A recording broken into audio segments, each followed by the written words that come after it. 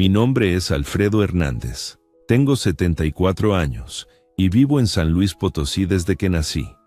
Si me escuchas ahora, es porque necesito contarte algo que me partió el corazón en pedazos. Mi propio hijo, la sangre de mi sangre, me convirtió en un extraño en mi propia casa. Pero espera, déjame contarte desde el principio, porque las heridas más profundas necesitan que entiendas cómo llegaron hasta el hueso. Era un martes por la tarde, lo recuerdo bien porque había ido a caminar hasta la Plaza de los Fundadores, como hago cada día que mis piernas me lo permiten. Desde el derrame cerebral del año pasado, camino despacio, arrastrando un poco el pie izquierdo, pero me niego a quedarme encerrado como un mueble viejo. El doctor Martínez me dice que el ejercicio me ayuda, y yo le hago caso porque quiero seguir siendo el dueño de mi propio destino. ¿Me entiendes? Llegué a casa más cansado de lo usual. El sol pegaba fuerte ese día y mis medicinas me tienen siempre un poco mareado. Abrí la puerta principal con cuidado, tratando de no hacer ruido porque a veces Aurelia, mi hijo, se molesta cuando interrumpo sus siestas. Qué ironía, ¿verdad? Yo preocupándome por no molestar en mi propia casa. Pero al entrar, escuché voces que venían de la cocina.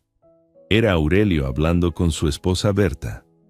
Algo en el tono de sus voces me hizo detenerme ahí en el pasillo, junto a la fotografía de mi difunta esposa Carmen, que cuelga en la pared desde hace 15 años.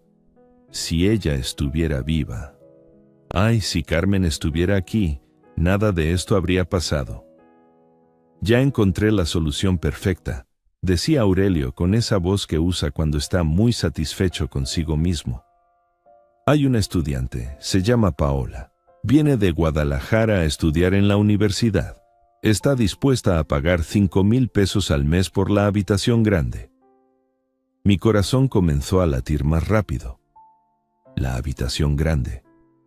Solo había una habitación grande en toda la casa, la mía, la que compartí con Carmen durante 40 años, donde nacieron mis 3 hijos, donde lloré su muerte y donde pensé que pasaría mis últimos días en paz. ¿5,000 pesos? Preguntó Berta con esa codicia que siempre brillaba en su voz cuando hablaba de dinero. Eso está muy bien. Con los 7,000 que ya estamos ganando de las otras 2 habitaciones, tendríamos 12,000 pesos al mes. Es más de lo que Aurelio ganaba en la fábrica. Me apoyé contra la pared, sintiendo cómo las fuerzas se me iban de las piernas. No era solo por la edad o la enfermedad, era el shock de entender que mi propia familia había convertido mi casa en un negocio sin siquiera consultármelo. Las otras 2 habitaciones, claro, la que fue de mi hija María antes de casarse y la del fondo que usábamos para guardar cosas, nunca me dijeron que las estaban rentando. Yo pensaba que esos jóvenes que veía ir y venir eran, no sé, tal vez amigos de Aurelio. ¿Pero y el viejo?, preguntó Berta, y esas palabras me atravesaron como puñales. El viejo. Así me llamaba mi nuera en mi propia casa. ¿Dónde va a dormir? Aurelio se rió. Una risa seca, sin amor, sin respeto. En el sillón de la sala, ¿dónde más? Total, él ya casi no se levanta, solo duerme y ve la televisión todo el día. ¿Para qué necesita una habitación entera? Es un desperdicio de espacio. Si me hubieran dado una bofetada, habría dolido menos. Ahí estaba mi hijo, el niño que crié, al que enseñé a andar en bicicleta en el patio trasero, al que llevé de la mano a su primer día de escuela, hablando de mí como si fuera un estorbo, una cosa que había que acomodar en el rincón menos importante de la casa. Tienes razón, dijo Berta. Además, nosotros somos los que lo cuidamos, los que le damos de comer, los que le compramos sus medicinas. Ya es hora de que él también coopere un poco, ¿no te parece? Coopere. Como si vivir en mi propia casa fuera un favor que me estaban haciendo. Como si los 40 años que trabajé de sol a sol en la construcción para pagar cada ladrillo de estas paredes no significaran nada. como si los sacrificios que hice para que Aurelio pudiera estudiar, para que tuviera una vida mejor que la mía, fueran apenas recuerdos sin valor. Lo único que me preocupa, continuó Aurelio, es cómo decírselo. Ya sabes cómo es, todavía se cree el dueño de todo. Se cree el dueño. Madre Santísima, si no fuera por el bastón que tenía en la mano, creo que me habría caído ahí mismo. ¿Cómo puede un hijo hablar así de su padre? ¿Cómo puede olvidar tan fácilmente de dónde viene? ¿Quién lo crió? ¿Quién le dio un techo sobre la cabeza durante tantos años? Dile que es temporal, sugirió Berta. Que solo será por unos meses mientras juntamos dinero para sus tratamientos médicos.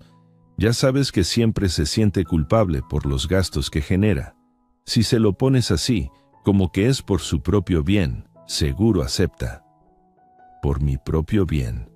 Qué manera tan retorcida de ver las cosas.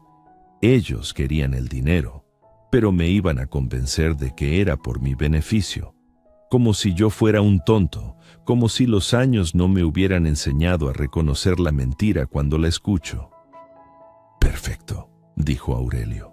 Le diremos que necesitamos el dinero extra para sus medicinas y para mejorar la casa. Que es solo temporal, que en cuanto mejore nuestra situación económica, todo volverá a la normalidad. Normalidad. ¿Cuál normalidad?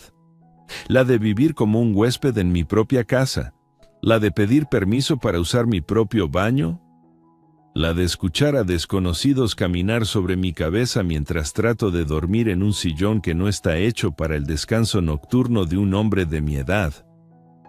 Y si se pone difícil, añadió Berta con esa dureza que siempre mostraba cuando las cosas no salían como ella quería. Le recordamos que nosotros somos los que lo cuidamos, que sin nosotros estaría solo y abandonado. A su edad y con su condición, no tiene muchas opciones. Esas palabras me golpearon más fuerte que el derrame cerebral. Era cierto, después de la enfermedad necesitaba ayuda para muchas cosas.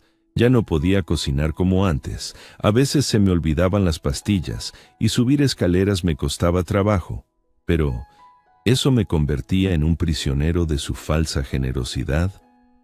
Me quedé ahí parado, agarrando mi bastón con tanta fuerza que los nudillos se me pusieron blancos. En mi mente pasaban como película todos los recuerdos. Aurelio de 5 años, llorando porque se había caído de la bicicleta, y yo curándole las rodillas raspadas. Aurelio de 15, pidiéndome dinero para llevar a una niña al cine, y yo dándole mis últimos pesos aunque significara no desayunar al día siguiente. Aurelio de 25, presentándome a Berta con una sonrisa orgullosa, y yo recibiéndola en mi casa como si fuera mi propia hija. ¿Dónde había quedado todo eso? ¿En qué momento mi hijo había aprendido a ver a su padre como una carga, como un obstáculo para sus planes de enriquecimiento? Mañana hablaremos con él, decidió Aurelio. Mientras tanto, ya le confirmé a la chica que puede venir el viernes a ver la habitación. Le dije que estaba disponible inmediatamente. Inmediatamente.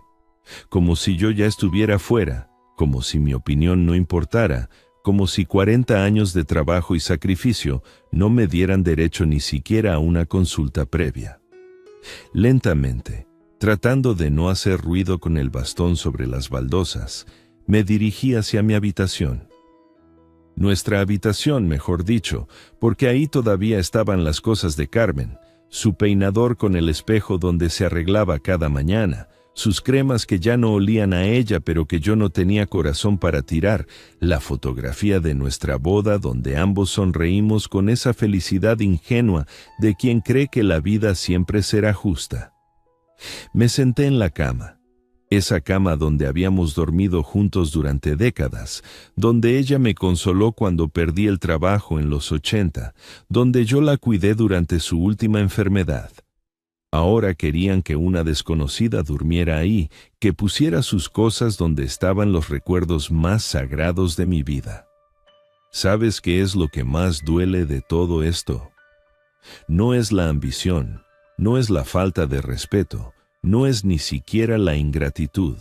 Lo que más duele es la facilidad con la que podían hablar de deshacerse de mí, como si fuera un mueble viejo que ya no sirve y hay que poner en el rincón para hacer espacio para cosas más importantes. Yo, que cambié sus pañales cuando era bebé. Yo, que me desvelé cuando tenía fiebre. Yo, que trabajé dobles turnos para pagarle la universidad que nunca terminó. Yo, que abrí las puertas de mi casa cuando se casó y no tenía dónde vivir. Ahora era el viejo que había que acomodar en el sillón de la sala porque ya no servía más que para dormir y ver televisión. Esa noche, acostado en mi cama por lo que tal vez sería una de las últimas veces, no pude dormir. No por los achaques de la edad, sino por el dolor del alma. Porque me di cuenta de que había criado a un hijo que no me conocía, que no me valoraba, que podía planear mi humillación con la misma frialdad con la que se planea cualquier transacción comercial. Y lo peor de todo es que parte de mí quería creerles cuando me dijeran que era por mi bien, porque la alternativa era aceptar que mi propio hijo era capaz de traicionarme por dinero. Pero ya había escuchado demasiado, ya sabía la verdad. Y la verdad duele más cuando viene de la boca de quien más amas. A la mañana siguiente llegó el momento que había estado temiendo toda la noche. Aurelio se acercó a mí mientras desayunaba mis huevos revueltos en la mesa de la cocina, esa mesa de madera que yo mismo hice con mis propias manos hace 20 años. Tenía esa expresión que ponía cuando era niño y había roto algo pero trataba de parecer inocente. «Papá», me dijo sentándose a mi lado, «necesitamos hablar de algo importante». Yo seguí masticando despacio, tratando de prepararme para lo que ya sabía que venía. Berta apareció detrás de él, secándose las manos con el delantal que había sido de Carmen. Ver a esa mujer usando las cosas de mi esposa siempre me daba una punzada en el pecho, pero nunca dije nada porque pensé que era mezquindad de mi parte. «Mira, papá, la situación económica está muy difícil», continuó Aurelio, poniendo esa voz suave que usaba cuando quería convencerme de algo. «Tus medicinas son muy caras, los doctores, los estudios médicos, todo eso nos está costando mucho dinero». Me quedé callado, esperando. Sabía que venía más, que eso era solo el anzuelo. Y bueno, intervino Berta con una sonrisa que no llegaba a sus ojos. «Se nos ocurrió una manera de generar algunos ingresos extra para poder cuidarte mejor». «¿De qué hablan?», pregunté, aunque ya conocía la respuesta. Aurelio se aclaró la garganta.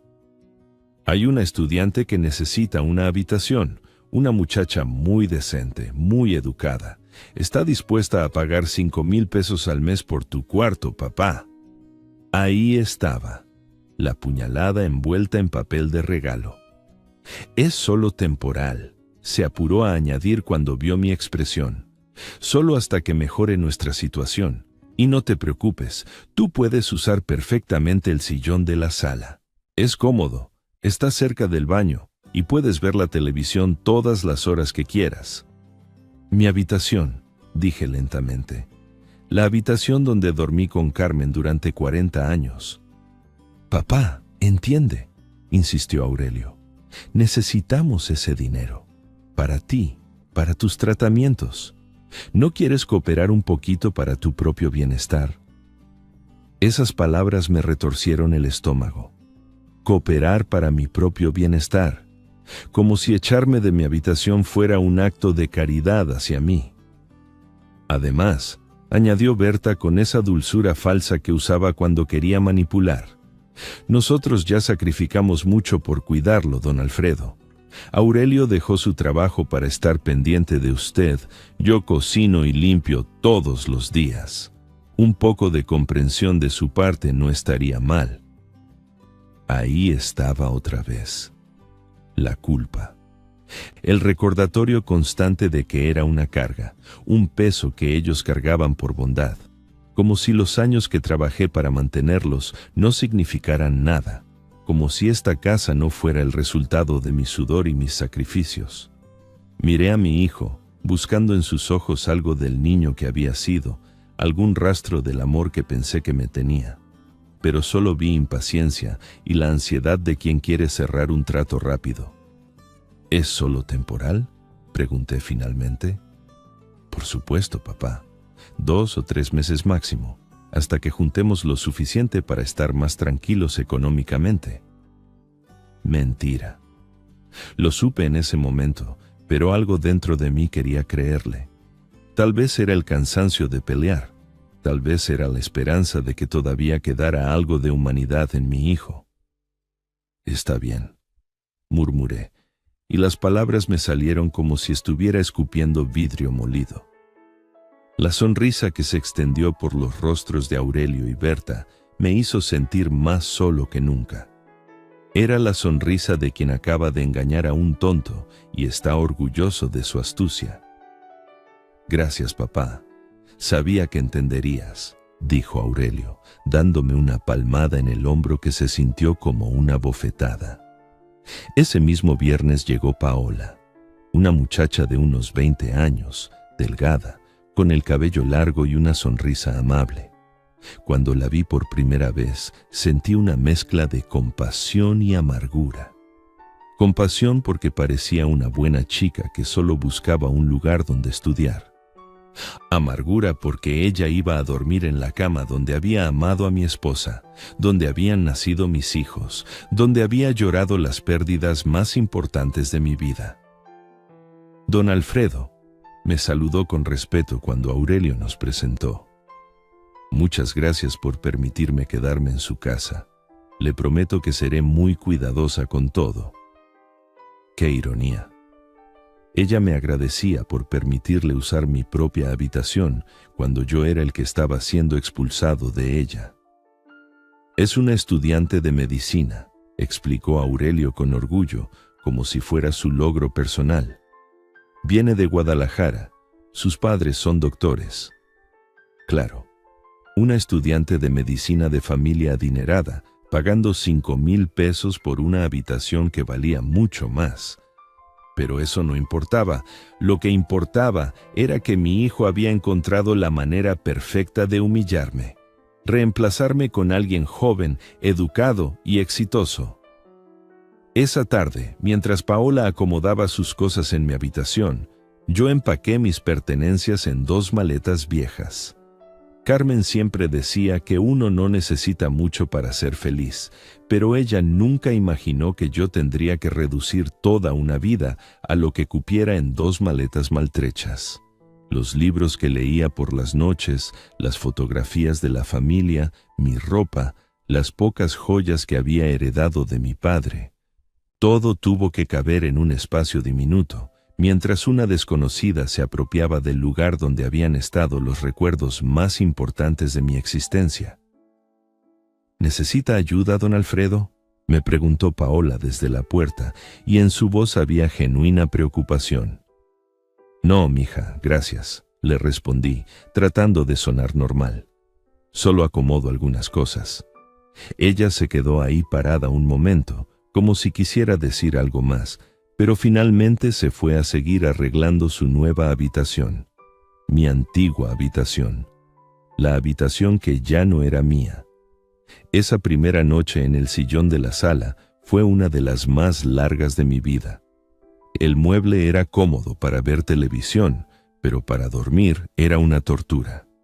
Mis piernas colgaban por un lado, mi espalda no encontraba una posición que no me doliera, y cada vez que me movía, el cuero viejo hacía ruidos que me despertaban.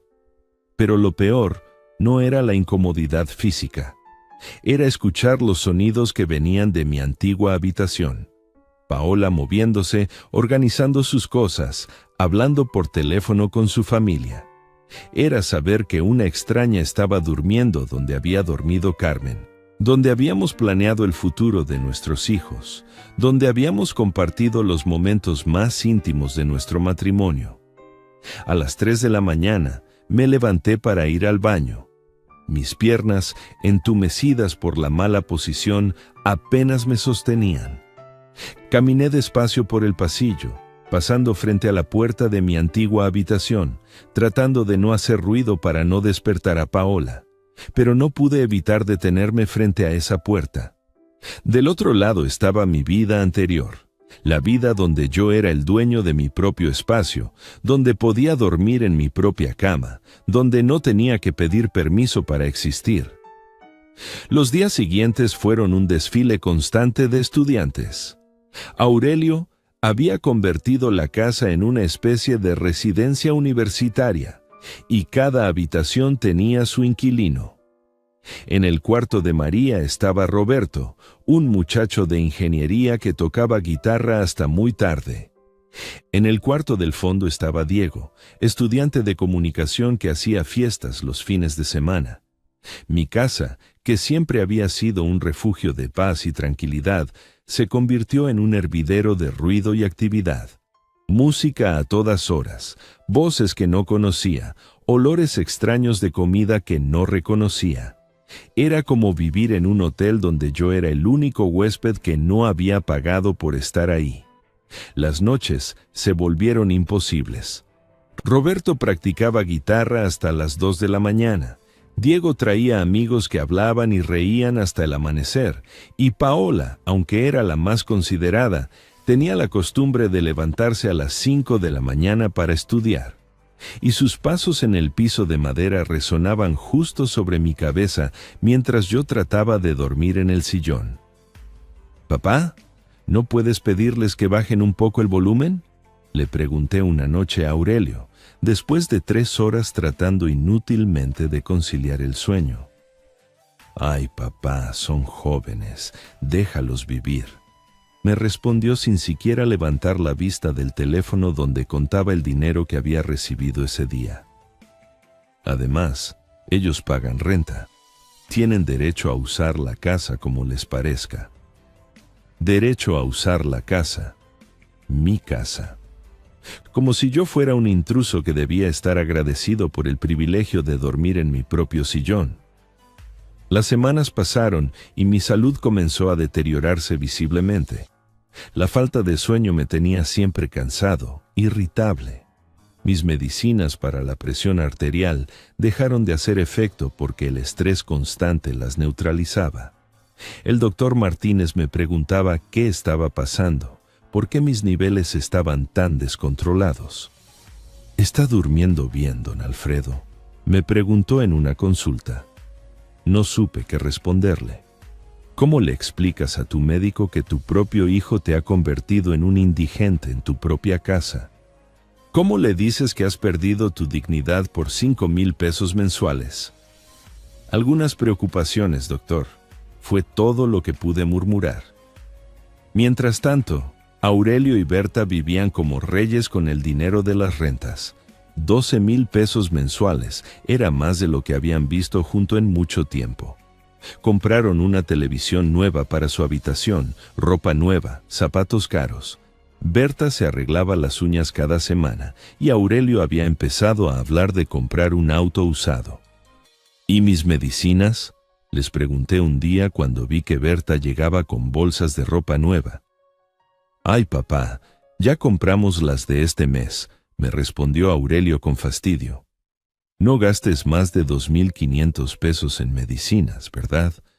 El resto lo necesitamos para la casa, para la comida, para los gastos que genera cuidarte». 2,500 pesos de 12,000. El resto era para ellos, para sus caprichos, para sus lujos comprados con mi humillación.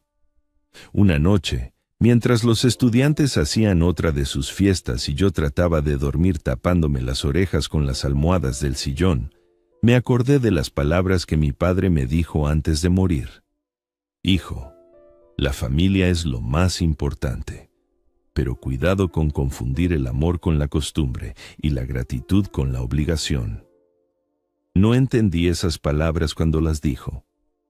Ahora, acostado en un sillón incómodo mientras extraños celebraban en mi propia casa, las entendía perfectamente. Aurelio no me amaba. Se había acostumbrado a que yo existiera, a que fuera parte del paisaje familiar, pero amor verdadero no había.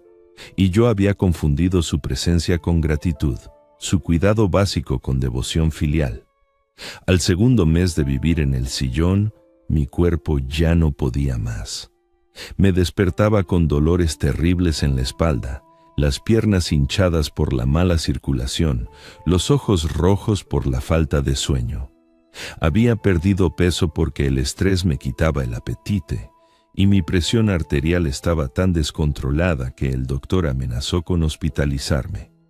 Pero lo peor no era el deterioro físico, era la humillación constante de ser tratado como un estorbo en mi propia casa, de tener que pedirle permiso a Paola para entrar al baño cuando ella estaba arreglándose, de escuchar a Roberto quejarse porque mis ronquidos lo despertaban cuando él llegaba tarde de sus fiestas, de ver a Diego invitar amigos y presentarme como el viejito que vive aquí, el viejito que vive aquí, en su casa, en la casa que construyó con sus propias manos y que pagó con 40 años de trabajo honrado.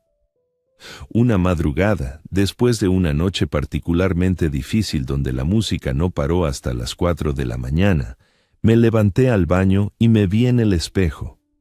Lo que vi me asustó. Un hombre derrotado, envejecido, con los ojos hundidos y la dignidad hecha pedazos. ¿Qué estás haciendo, Alfredo?, me pregunté a mi reflejo. ¿Por qué permites esto? Pero la respuesta ya la sabía.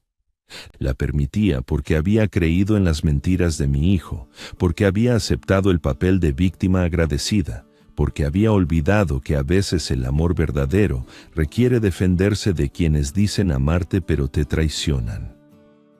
Esa madrugada, sentado en mi sillón mientras el sol empezaba a salir, tomé una decisión que cambiaría todo. Ya no iba a ser el viejito que vive aquí. Iba a recuperar mi casa, mi dignidad y mi lugar en el mundo.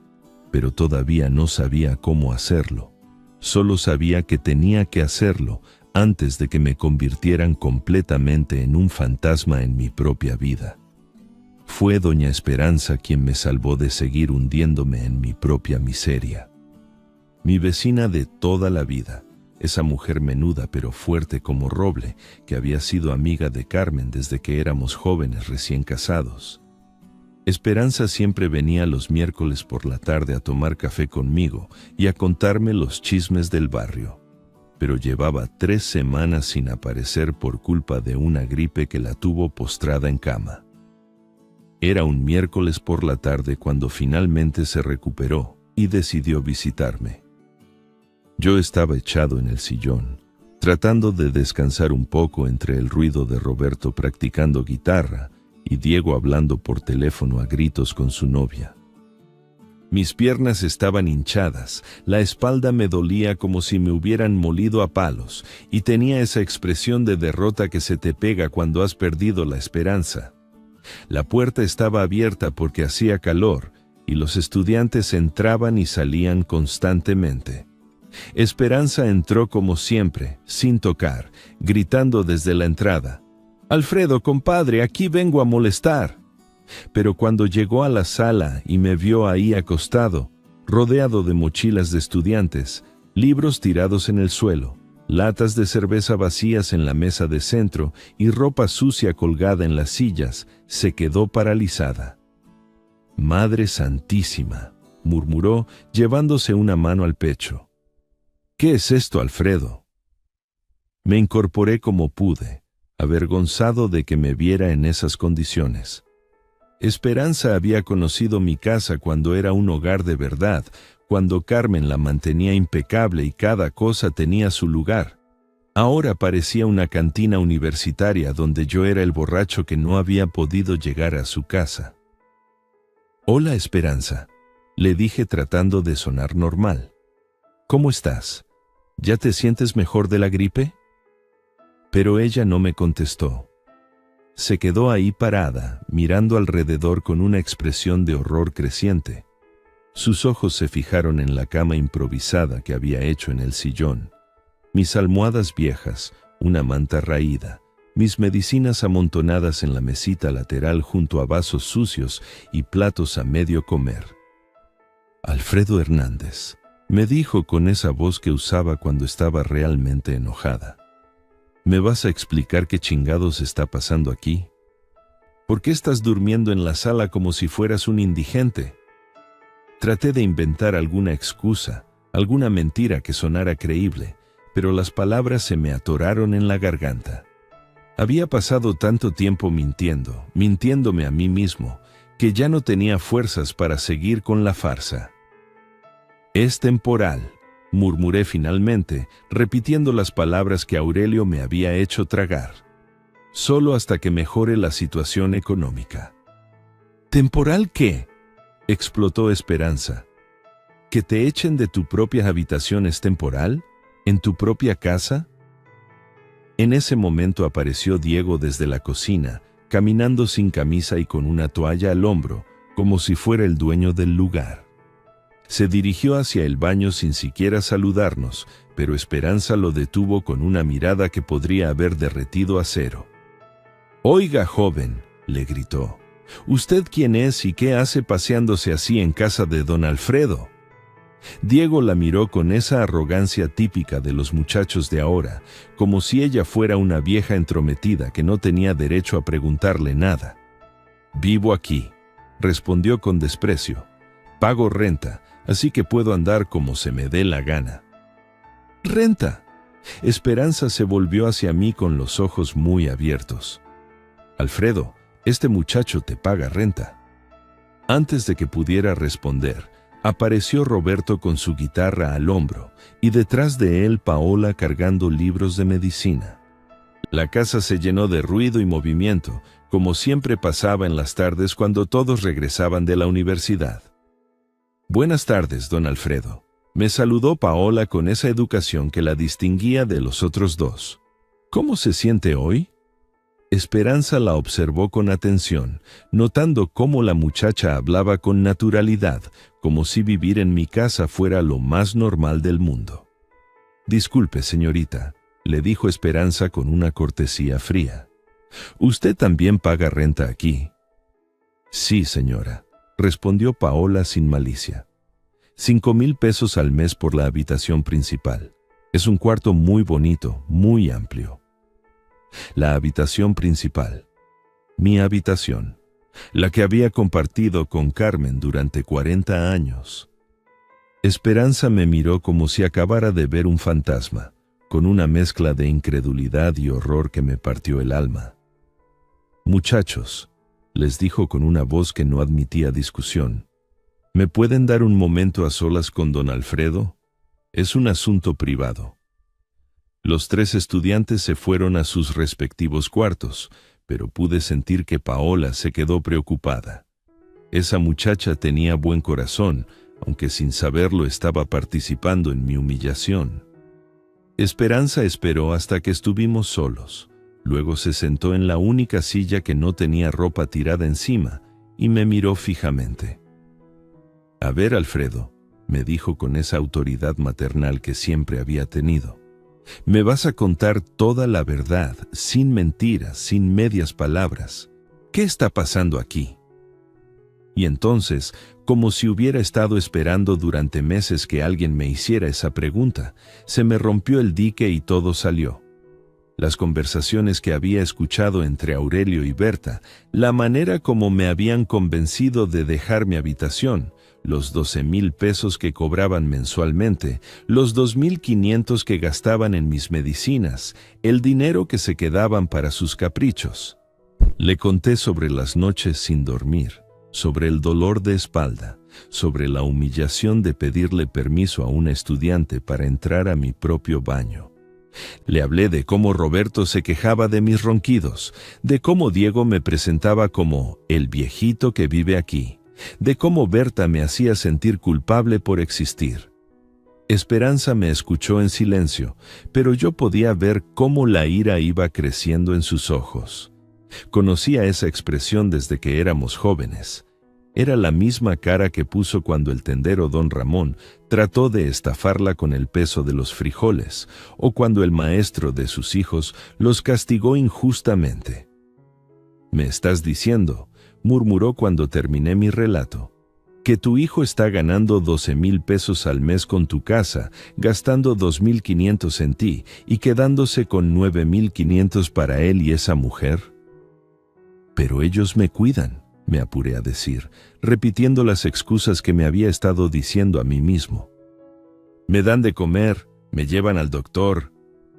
No mames, Alfredo, gritó Esperanza, y oírla decir esa palabra me sorprendió porque ella siempre había sido muy correcta en su lenguaje. ¿Cuidarte? Te están explotando como si fueras una vaca lechera. Se levantó de la silla y empezó a caminar de un lado a otro, gesticulando con las manos como hacía cuando estaba realmente furiosa. Carmen debe estar revolcándose en su tumba, siguió gritando.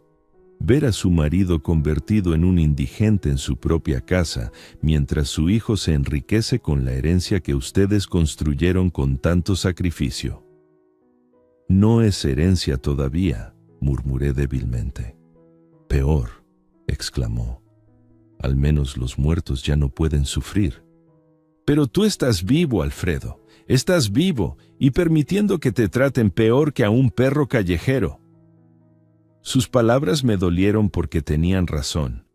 Un perro callejero podía irse a buscar otro lugar donde dormir. Yo me había quedado ahí, aceptando la humillación, convenciéndome de que era lo correcto. ¿Dónde están Aurelio y Berta ahora?, preguntó Esperanza. Fueron al centro comercial, le dije. Van seguido desde que tienen el dinero de las rentas. ¿Al centro comercial? ¿Con tu dinero? Bueno, técnicamente es dinero que ellos... «Es tu casa», me gritó, y su voz retumbó por toda la sala. «Tu casa, tus habitaciones, tu derecho. Ellos no están ganando nada, te están robando». Roberto asomó la cabeza desde su cuarto, molesto por el ruido, pero cuando vio la cara de Esperanza se metió rápidamente y cerró la puerta. Esa mujer podía intimidar a cualquiera cuando se lo proponía. «Esperanza, cálmate», le pedí. «Los vecinos van a escuchar». «Que escuchen», rugió. «Que se enteren todos de cómo el hijo de Alfredo Hernández convirtió a su padre en un esclavo». Se sentó otra vez, pero ahora en el borde del sillón donde yo dormía, y me tomó las manos con las suyas. Tenía las palmas callosas por tantos años de trabajo, pero su toque era suave, maternal. «Alfredo», me dijo con una voz más tranquila pero igualmente determinada. «Tienes que entender una cosa. Ellos no te están cuidando, te están usando. La diferencia es que cuando cuidas a alguien, lo haces por amor, sin esperar nada a cambio.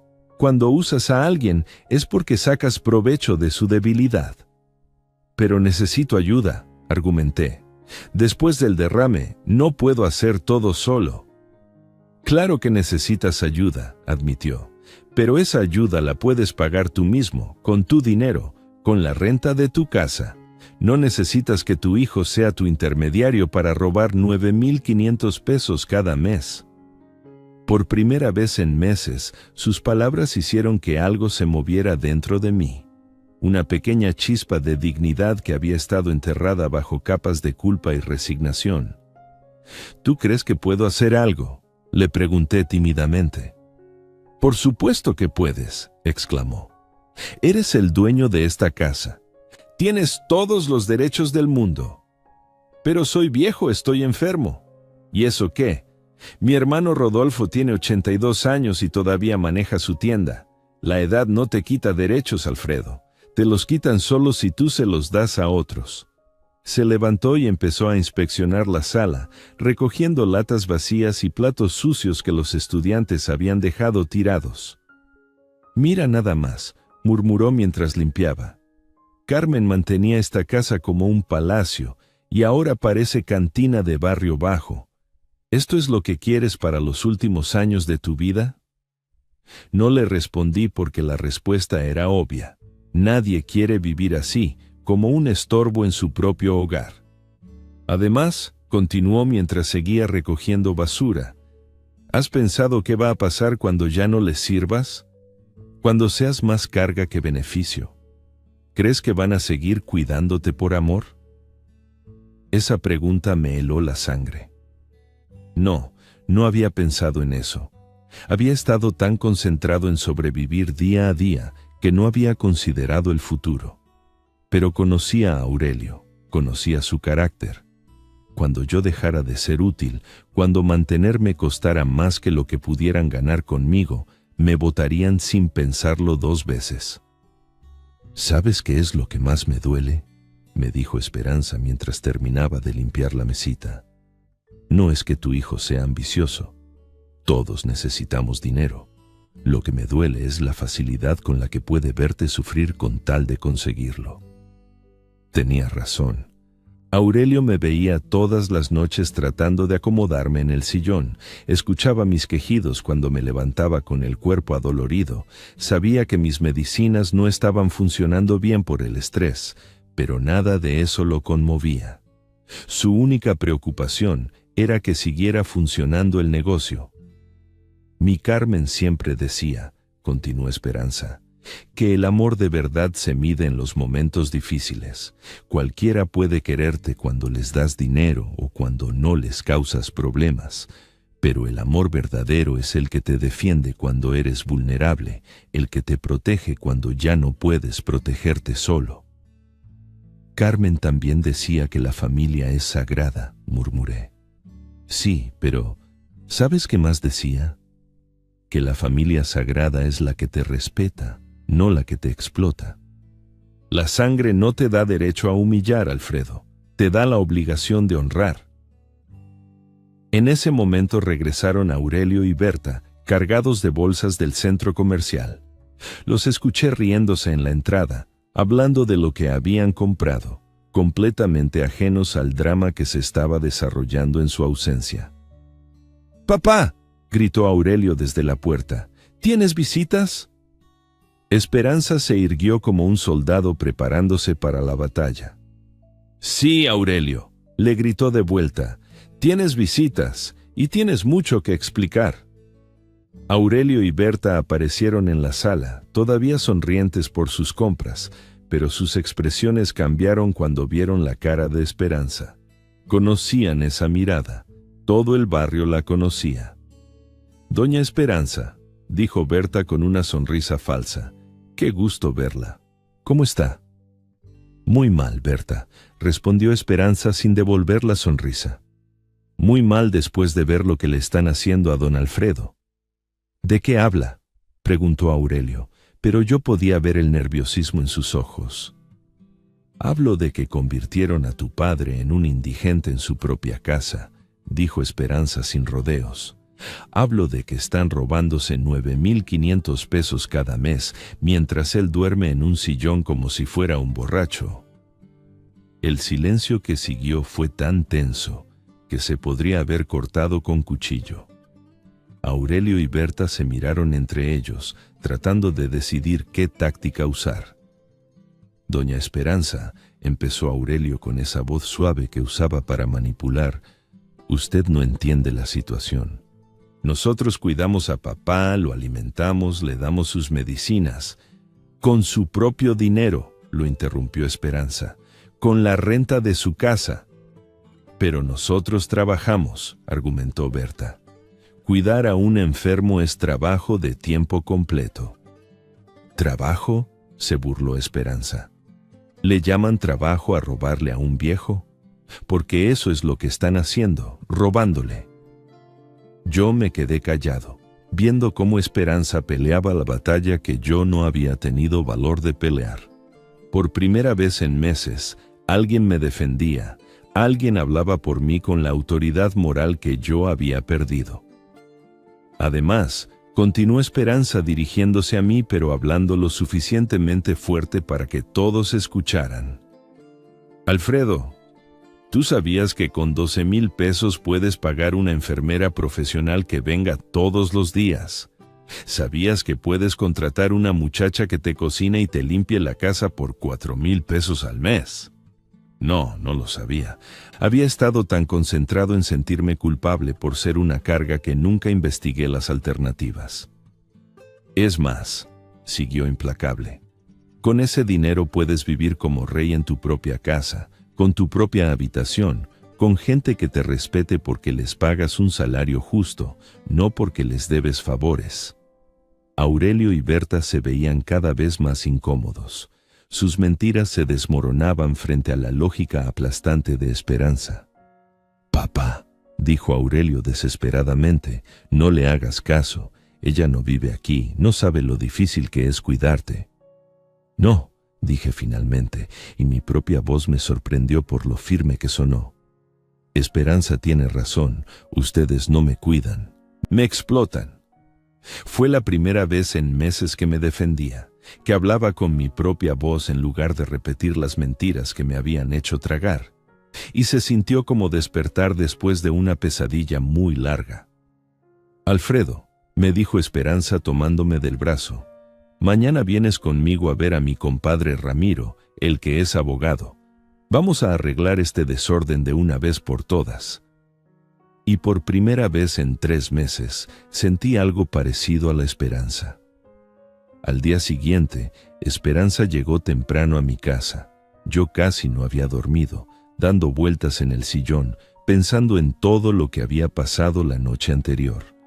Por primera vez en meses sentía algo parecido a la esperanza, pero también miedo. Miedo de lo que podría pasar.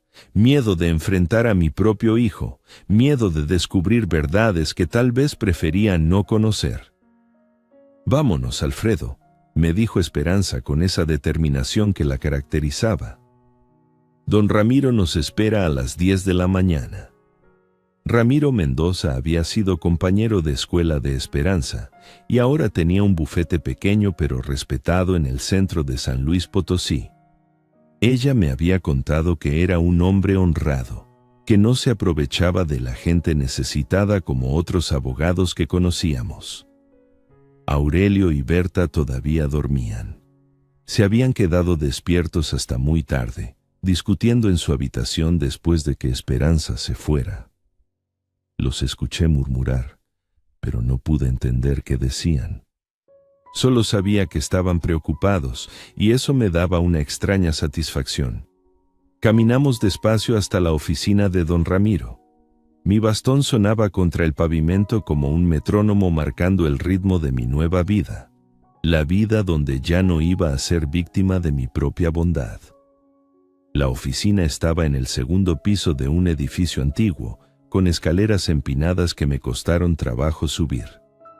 Esperanza me ayudó, tomándome del brazo como había hecho Carmen tantas veces cuando mi salud empezó a fallar. Don Ramiro era un hombre de unos 50 años, con barba gris y lentes gruesos que le daban un aire de sabiduría. Su oficina era pequeña pero ordenada, con libros de derecho apilados hasta el techo y diplomas colgados en las paredes. «Don Alfredo», me saludó con respeto. «Esperanza me contó por teléfono algo de su situación, pero necesito que usted me cuente todos los detalles desde el principio».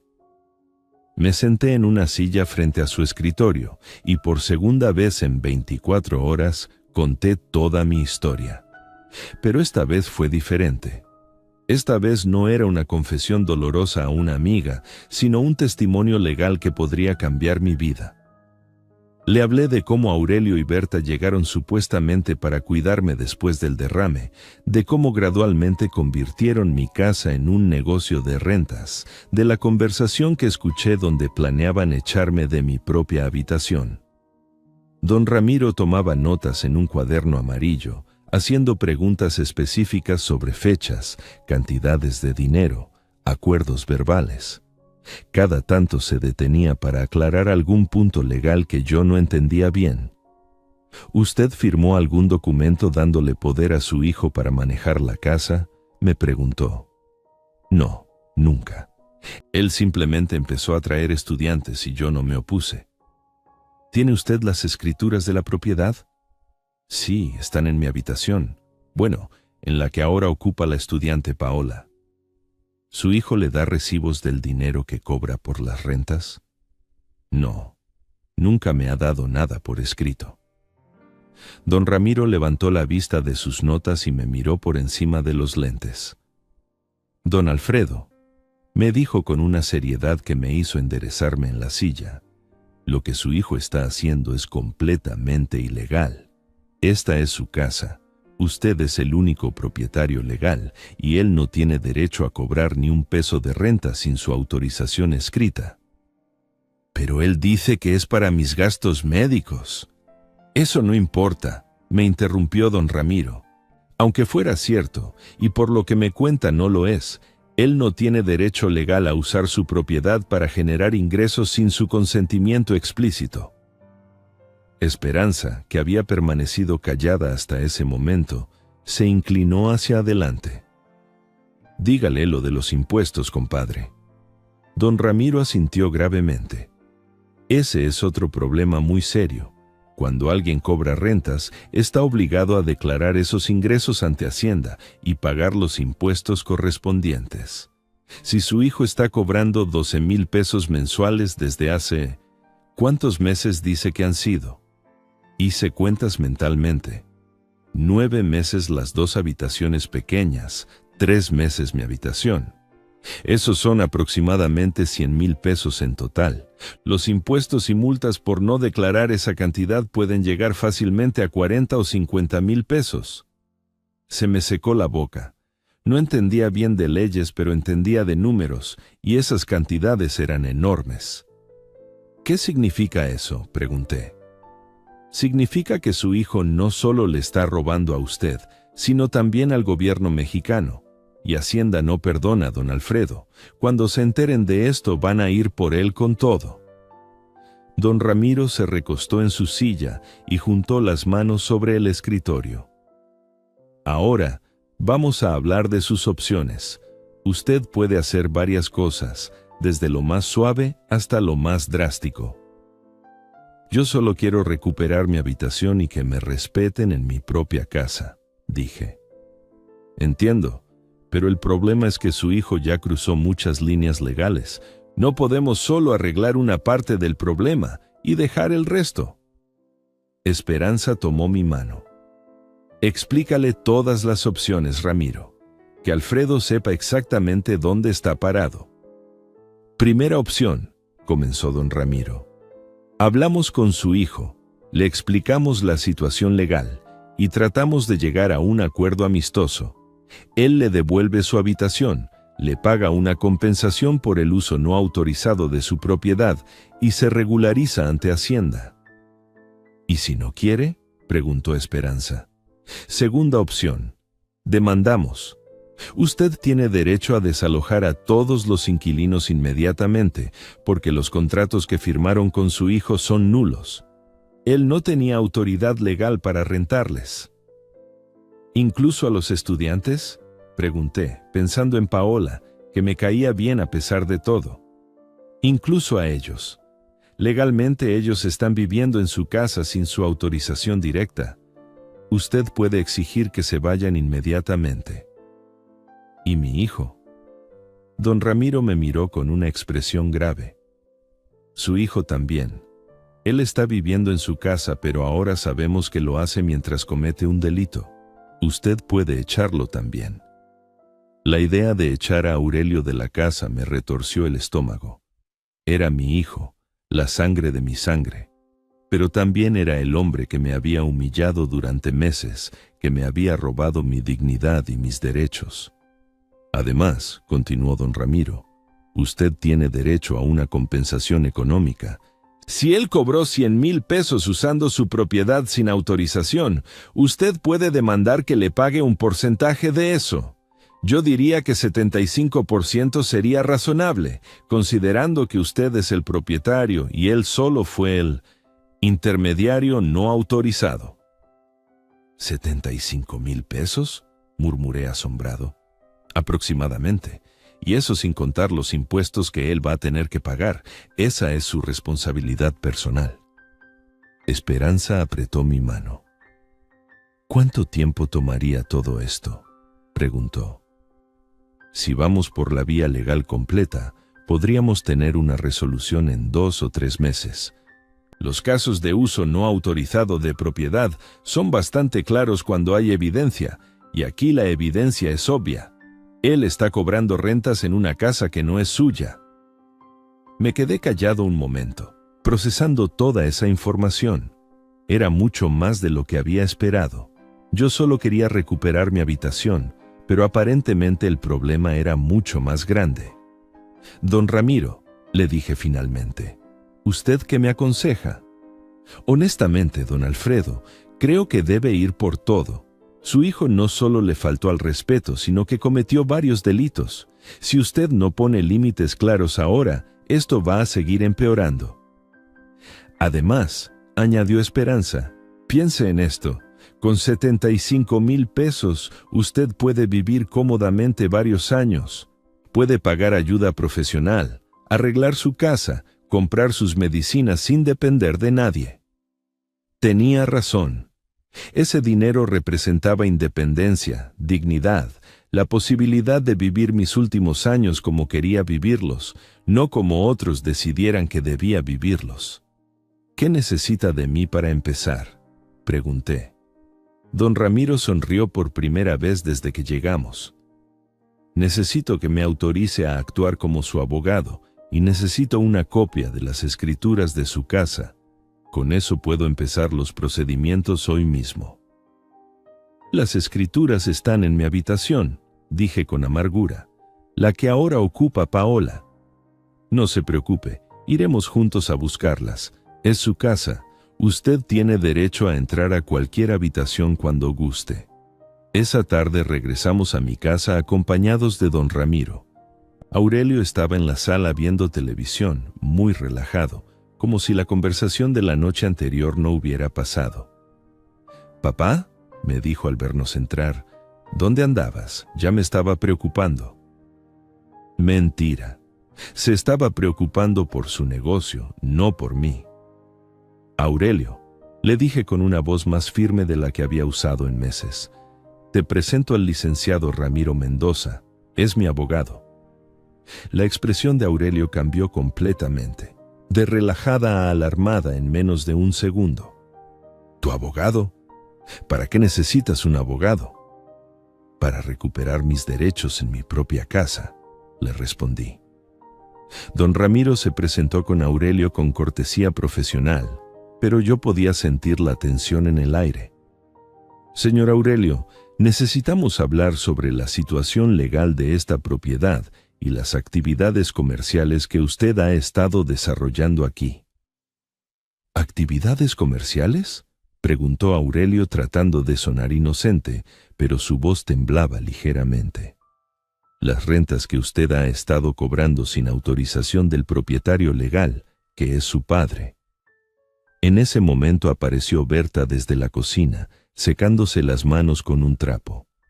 Cuando vio a don Ramiro, su expresión se endureció. «¿Qué pasa aquí?», preguntó con esa agresividad que siempre mostraba cuando se sentía amenazada. «Su esposo y usted van a tener que regularizar su situación legal respecto a esta propiedad», le explicó don Ramiro con calma profesional. «¿Regularizar qué? Nosotros cuidamos al viejo», gritó Berta, y usar esa palabra frente al abogado fue un error que le costaría caro.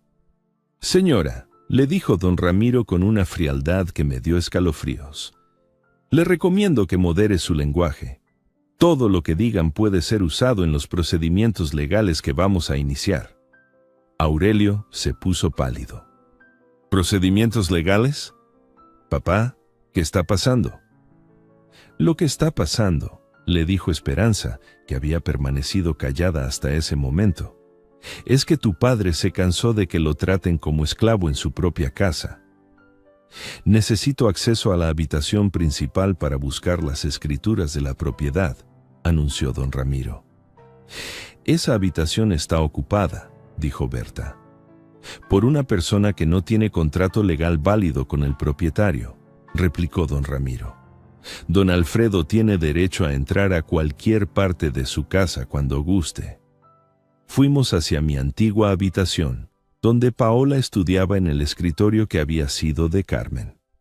La pobre muchacha se asustó al vernos entrar en grupo, especialmente cuando notó la tensión que había entre nosotros. «¿Pasa algo, don Alfredo?», me preguntó con genuina preocupación. No te preocupes, mija, le dije tratando de sonar tranquilo. Solo necesito buscar unos documentos importantes. Encontré las escrituras en el cajón del buró, donde las había guardado desde que compré la casa 40 años atrás. Don Ramiro las revisó rápidamente y asintió satisfecho. Todo está en orden. Don Alfredo es el único propietario legal de esta propiedad. Durante los días siguientes, don Ramiro trabajó rápidamente. Presentó una denuncia ante Hacienda por los impuestos no pagados y preparó una demanda civil para recuperar mi propiedad y obtener compensación económica. La respuesta llegó más rápido de lo esperado. Hacienda calculó que Aurelio debía 47,000 pesos entre impuestos atrasados, multas y recargos. La demanda civil pedía 45,000 pesos como compensación por el uso no autorizado de mi propiedad durante 9 meses. Total, 92,000 pesos. Cuando don Ramiro le entregó las notificaciones a Aurelio, mi hijo se desplomó en el sillón donde yo había dormido durante 3 meses de humillación. «¿92,000 pesos?» murmuró. «No tengo tanto dinero». «¿Dónde está todo el dinero que cobraste?», le pregunté. Berta contestó por él. Se gastó. La ropa, la televisión nueva, las salidas a restaurantes, los arreglos del auto. Se gastó.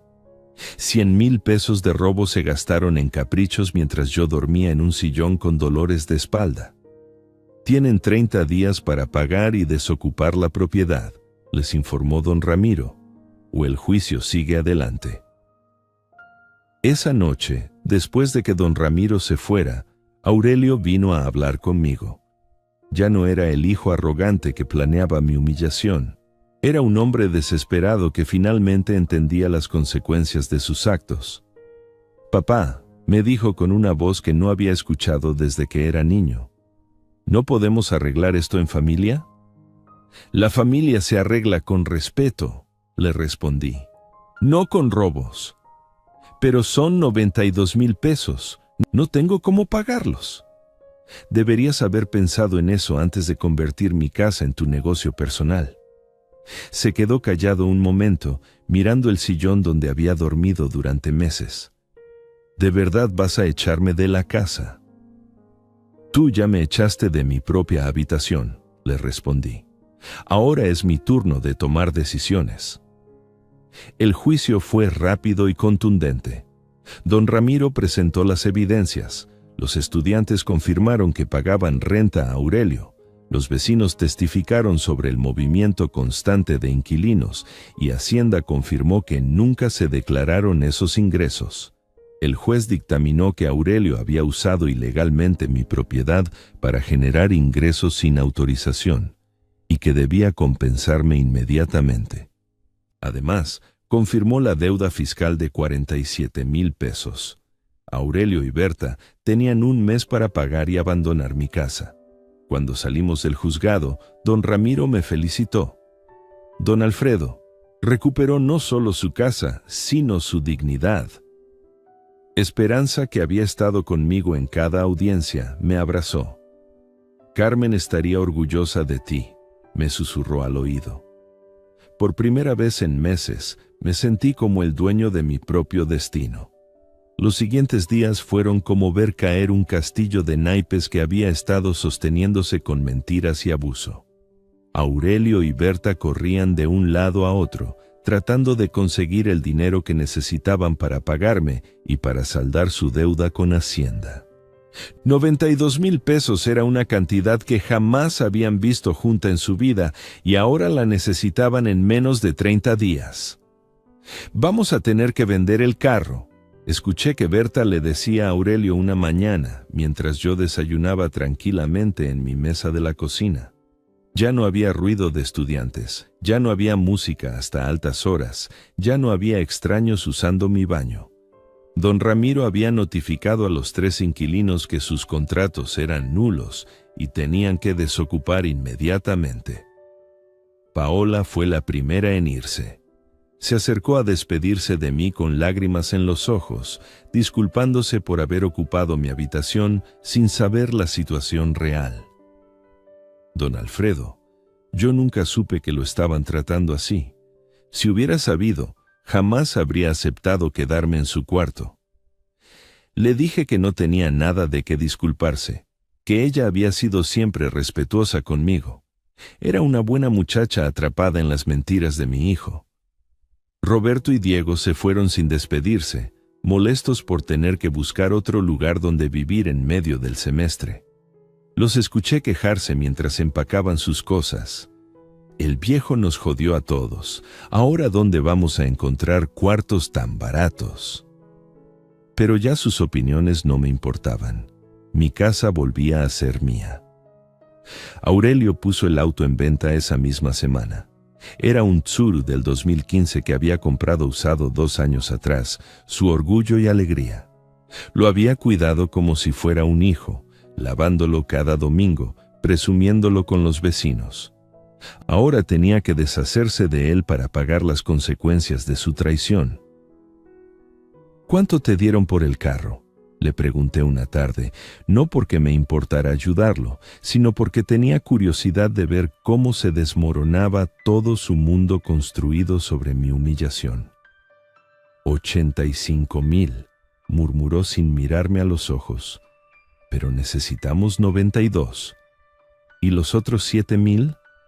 Los vamos a pedir prestados a la hermana de Berta en Guadalajara. Me daba una satisfacción extraña verlo tan desesperado, corriendo contra el tiempo para conseguir dinero que había malgastado en caprichos. Todo ese dinero que se gastaron en ropa nueva, en cenas caras, en arreglos innecesarios, ahora les hacía falta para pagar su deuda conmigo. La hermana de Berta resultó ser tan tacaña como ella. Solo accedió a prestarles 5,000 pesos, y eso con intereses del 10% mensual.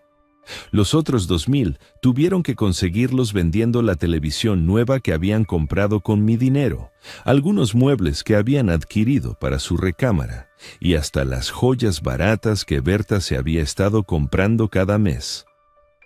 ¿Sabes qué es lo más irónico de todo esto?, me dijo doña Esperanza una tarde mientras tomábamos café en la cocina, viendo cómo Berta empacaba sus cosas con lágrimas de rabia en los ojos.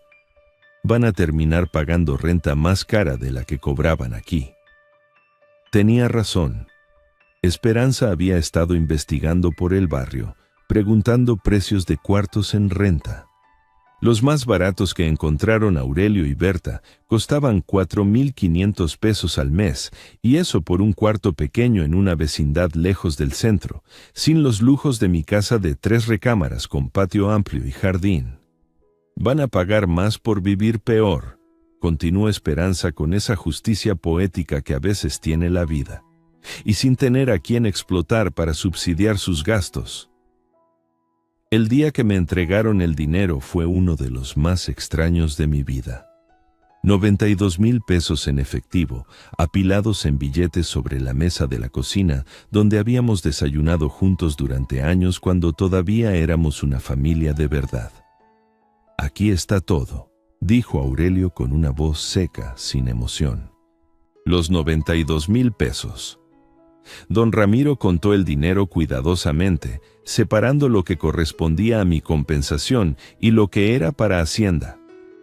45,000 pesos para mí, 47,000 para los impuestos que Aurelio había evadido. Con esto queda saldada la deuda, confirmó don Ramiro. Don Alfredo oficialmente vuelve a tener control total de su propiedad.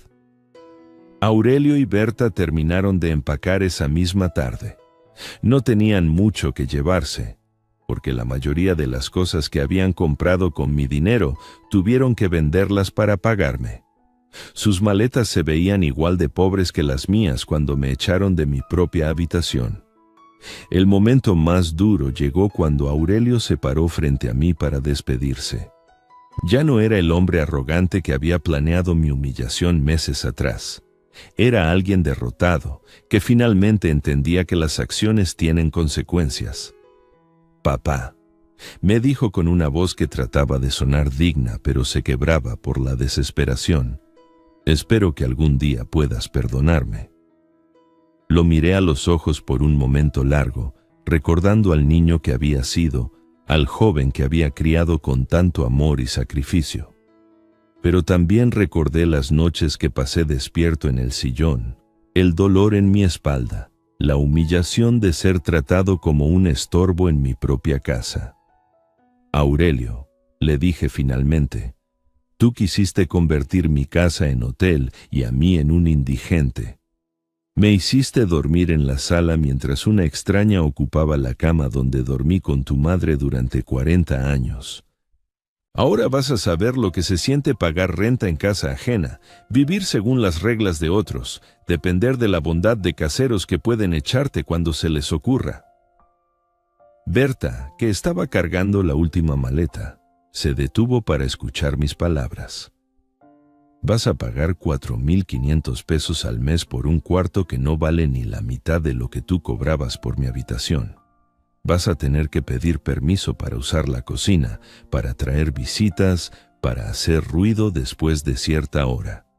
Vas a saber qué es no tener tu propio espacio, tu propia privacidad. Aurelio bajó la cabeza, pero yo no había terminado. Y cada vez que pagues esa renta, cada vez que tu casero te ponga reglas o te trate como inquilino de segunda clase, quiero que te acuerdes de cómo me trataste a mí. Quiero que sientas lo que yo sentí cuando me convertiste en un huésped indeseado en mi propio hogar.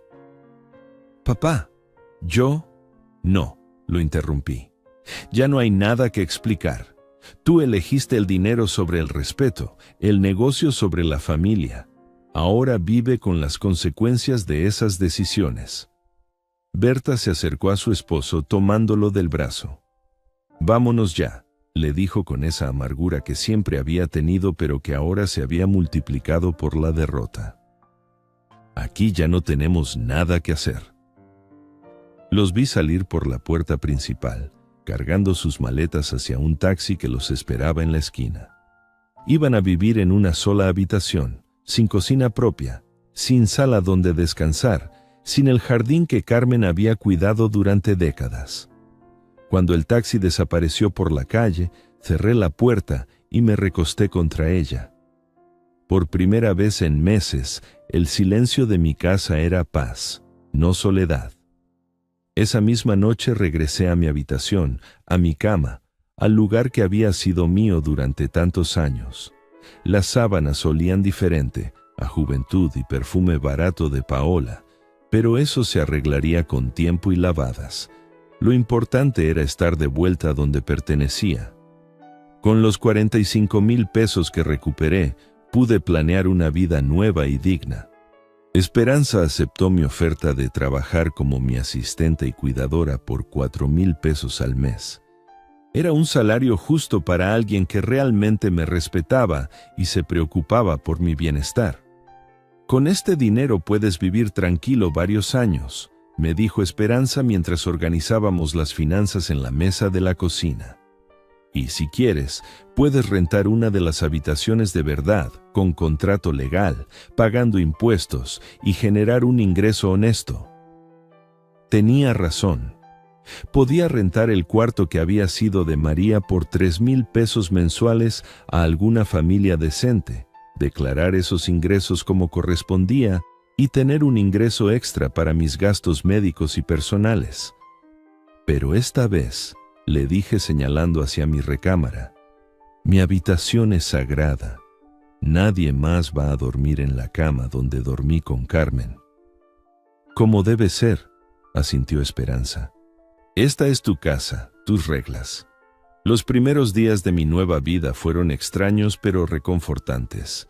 Despertar en mi propia cama, caminar por mi casa sin sentirme como un intruso, usar mi baño sin pedir permiso, ver televisión a la hora que se me diera la gana. Eran placeres simples que había perdido durante meses de humillación. Una semana después, me contaron que Aurelio y Berta habían alquilado un cuarto en una vecindad cerca del mercado municipal. Era un lugar ruidoso, sin privacidad, donde tenían que compartir baño con otras 5 familias y cocinar en un espacio común lleno de peleas entre vecinos. ¿Sabes cuánto pagan?, me preguntó Esperanza con esa sonrisa de justicia que a veces aparecía en su rostro. ¿Cuánto? 4,500 pesos. Exactamente 1,500 pesos más de lo que tú me pagas a mí por cuidarte en tu propia casa, con todas las comodidades. Era cierto.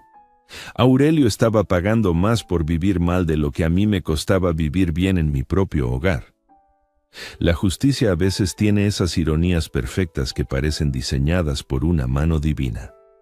Pasaron varias semanas antes de que volviera a ver a mi hijo. Me lo encontré en la farmacia donde compro mis medicamentos, haciendo fila para pagar unos antibióticos. Se veía más delgado, con la ropa arrugada y esa expresión de cansancio que tienen los hombres cuando la vida los ha puesto en su lugar. «Papá», me saludó con incomodidad. «Aurelio», le respondí sin demostrar emoción.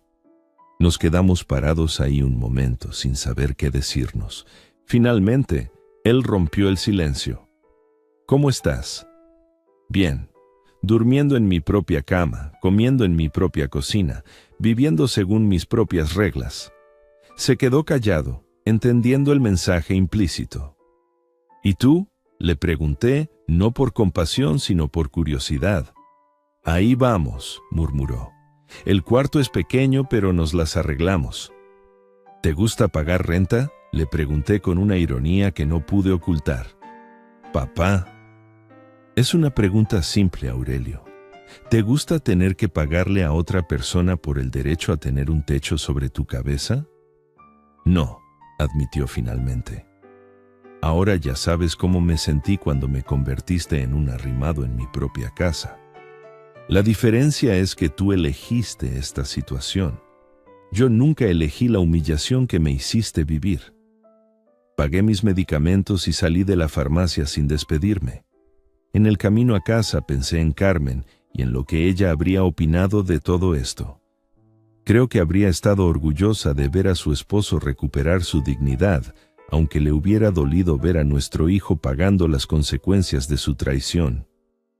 Ahora, cuando me acuesto cada noche en mi cama, en mi habitación, en mi casa, siento una paz que no había sentido en meses. No es la paz de la venganza cumplida, sino la paz de la justicia restaurada. Mi hijo aprendió que el amor no se puede comprar con migajas de respeto fingido, y que la familia verdadera se construye con honor, no con explotación.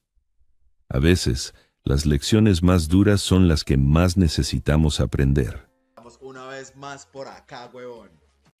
Una noche más por acá, muchachos, con ustedes. Qué bueno verlos por acá. Aplausos. No lo merecemos, no lo merecemos. Después de un día tan berraco, huevón. Después de un día tan agitado. Aquí estamos. Invictus. Me gustó esto. ¿Cómo vamos, parceros? Buenas noches, háblamelo de Ledan. ¿Todo bien o qué? ¿Cómo estás, parcerito? Háblamelo, Pirlo. Pirlo 420 en la casa. ¿Cómo va, hermano? ¿Cómo va todo? ¿Cómo va todo, mi socio? ¿Qué es lo que es? ¿Cuál es la movida, parce? Papi, está lloviendo bien rico. Es la última...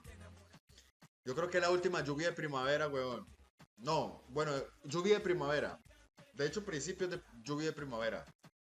Parcero, la verdad que hoy estoy muy bien, weón. A pesar de que casi no cuento la historia hoy, weón. Papi, me parto la cabeza. Literalmente. Papi, estaba moviendo unas cosas, me caí el camión, weón, me di como una vuelta para atrás, papi, y había una piedrota, marica. Por suerte que la cabeza no me cayó ahí, parce, pero sí me alcancé a doblar ¿cómo se llama eso? El tobillo, marica. Vamos una vez más por acá, weón. Una noche más por acá, muchachos, con ustedes. Qué bueno verlos por acá. Aplausos, no lo merecemos, no lo merecemos. Después de un día tan berraco, weón. Después de un día tan agitado. Aquí estamos. Invictus. Me gustó esto. ¿Cómo vamos, parceros? Buenas noches, háblamelo de Ledan. ¿Todo bien o qué? ¿Cómo estás, parcerito? Háblamelo, Pirlo. Pirlo 420 en la casa. ¿Cómo va, hermano? ¿Cómo va todo? ¿Cómo va todo, mi socio? ¿Qué es lo que es? ¿Cuál es la movida, parce? Papi, está lloviendo bien rico. Es la última. Yo creo que es la última lluvia de primavera, weón. No, bueno, lluvia de primavera. De hecho, principios de lluvia de primavera. Parcero, la verdad que hoy estoy muy bien, huevón. A pesar de que casi no cuento la historia hoy, huevón. Papi, cae me parto la cabeza. Literalmente. Papi, estaba moviendo unas cosas, me caí el camión, huevón, me di como una vuelta para atrás, papi. Y había una piedrota, marica. Por suerte que la cabeza no me cayó ahí, parce, pero sí me alcancé a doblar ¿cómo se llama eso?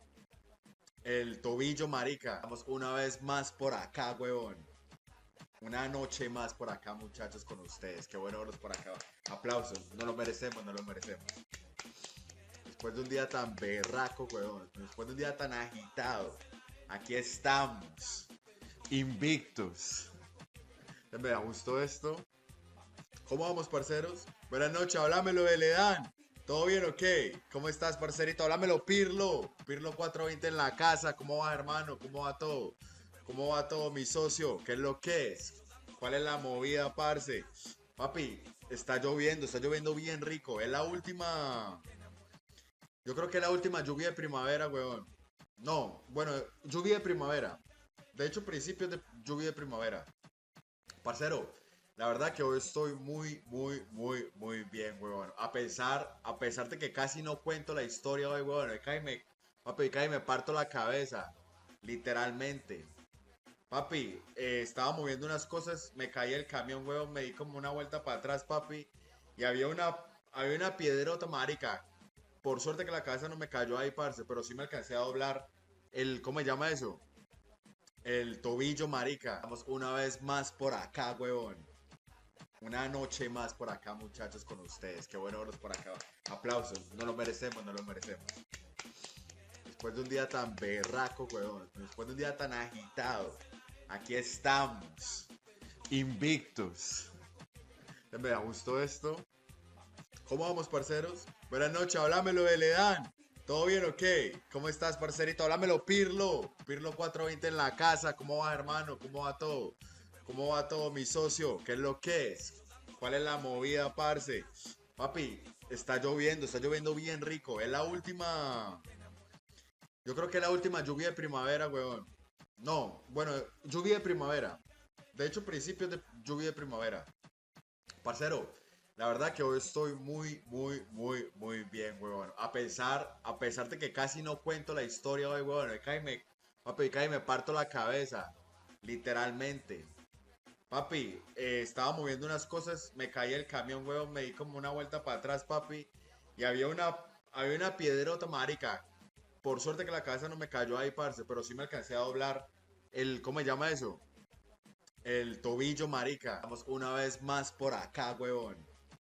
Una noche más por acá, muchachos, con ustedes. Qué bueno verlos por acá. Aplausos. No lo merecemos, no lo merecemos. Después de un día tan berraco, huevón. Después de un día tan agitado. Aquí estamos.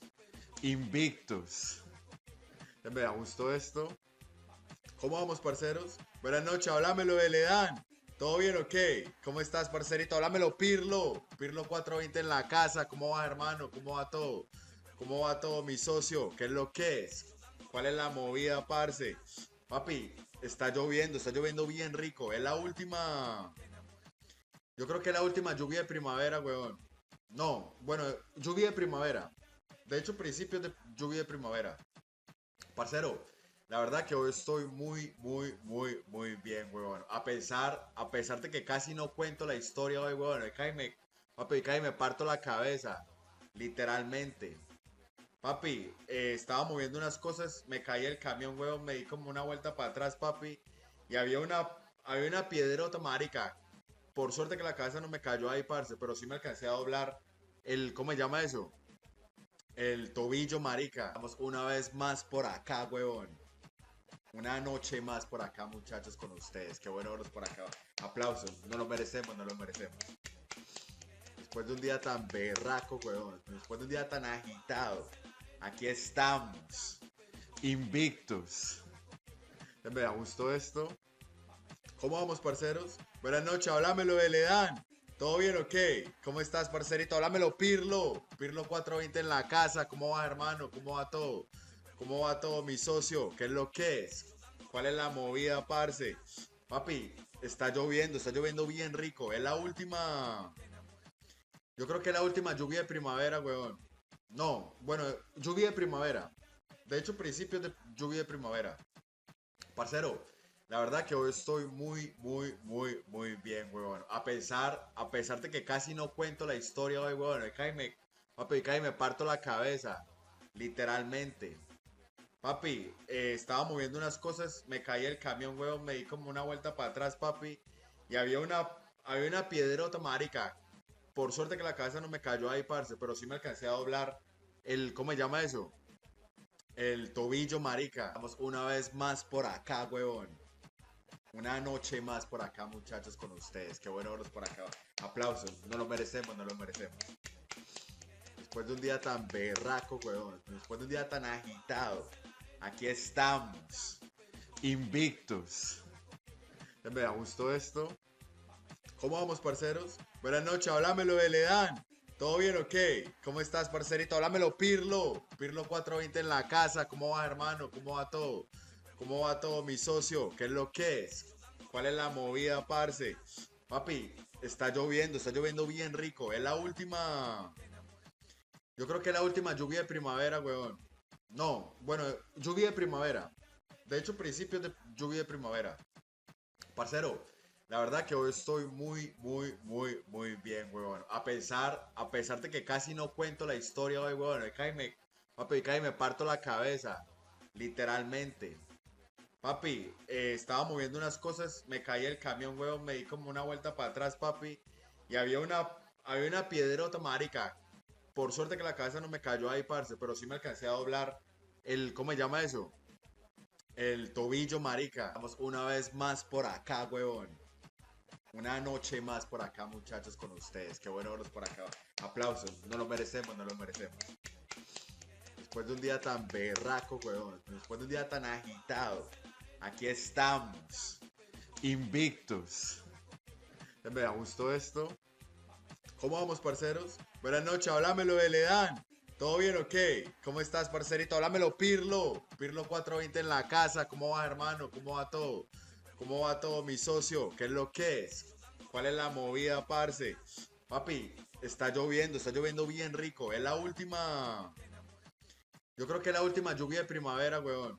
No, bueno, lluvia de primavera. De hecho, principios de lluvia de primavera. Parcero, la verdad que hoy estoy muy bien, weón. A pesar de que casi no cuento la historia hoy, weón. Papi, me parto la cabeza. Literalmente. Papi, estaba moviendo unas cosas, me caí el camión, weón, me di como una vuelta para atrás, papi.